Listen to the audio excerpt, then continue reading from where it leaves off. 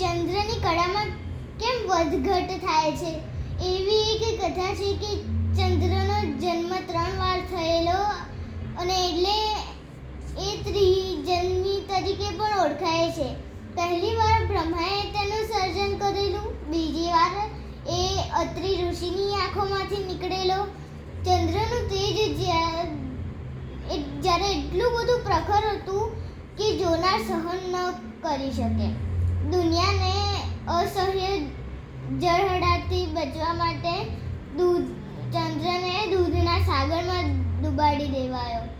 પછી જ્યારે દેવો અને અસુરોએ મળીને સમુદ્ર મંથન કર્યું ત્યારે પાણીમાંથી લક્ષ્મીજીની સાથે ચંદ્ર પણ બહાર નીકળ્યો, એટલે લક્ષ્મીજીનો ભાઈ પણ કહેવાય છે. ચંદ્રના લગ્ન રાજા દક્ષની 27 દીકરીઓ સાથે થયા હતા. એમાં દક્ષની ચોથી દીકરી રોહિણી ચંદ્રની સૌથી માનીતી પત્ની હતી. ચંદ્ર બીજી બહેનો સાથે મોટા ભાગનો સમય નહોતો વિતાવતો, તેટલો રોહિણી સાથે વિતાવતો હતો. અને એ જોઈને નારાજ થયેલી બીજી બહેનોએ એમના પિતા દક્ષને ફરિયાદ કરી. ગુસ્સે થયેલા દક્ષે તાત્કાલિક ચંદ્રને શ્રાપ આપી દીધો કે દિવસે દિવસે તારી શક્તિ ઘટતી જશે. આવો કઠોર શાપ સાંભળીને ચંદ્રની પત્નીઓને પસ્તાવો થવા લાગ્યો.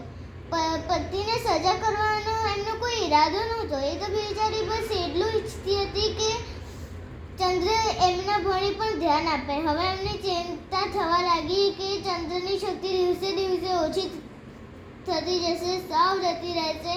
ત્યારે શું થશે? ચંદ્ર પણ અદૃશ્ય થઈ જશે. ચંદ્રએ શ્રાપ પાછો લેવા માટે દક્ષને આજીજી કરી, પણ એકવાર અપાઈ ગયેલો શાપ પાછો ન ખેંચાય. પુત્ર, મને માફ કરી દે. દક્ષે કહ્યું, મારા હાથમાં હવે કંઈ નથી, પણ તું શિવને પ્રાર્થના કરી જો, કદાચ એ તને મદદ કરે.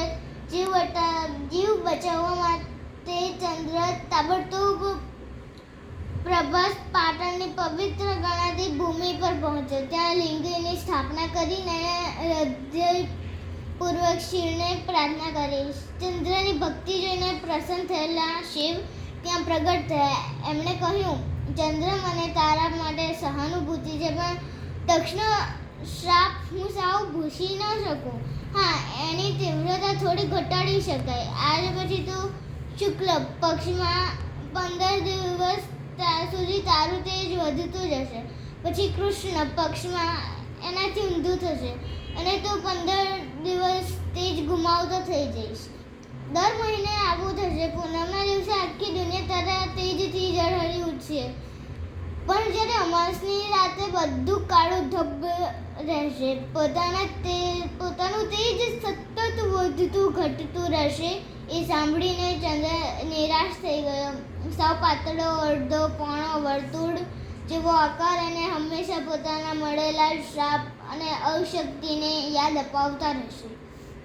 પણ ચંદ્રને આશ્વાસન આપતા શિવે કહ્યું, પુત્ર, બીજ ત્રીજનો આકાર તને યાદ અપાવશે કે હજી તારામાં શક્તિ બચી છે. હું મારી જટામાં પહેરીને ભક્તોને સંદેશ આપીશ કે એમની સાવ નબળી ક્ષણે પણ શિવ એમની સાથે છે.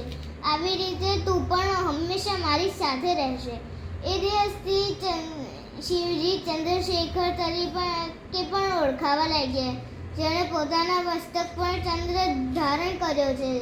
ચંદ્રને સોમ તરીકે ઓળખ મળી. અઠવાડિયાનો એક વાર સોમવાર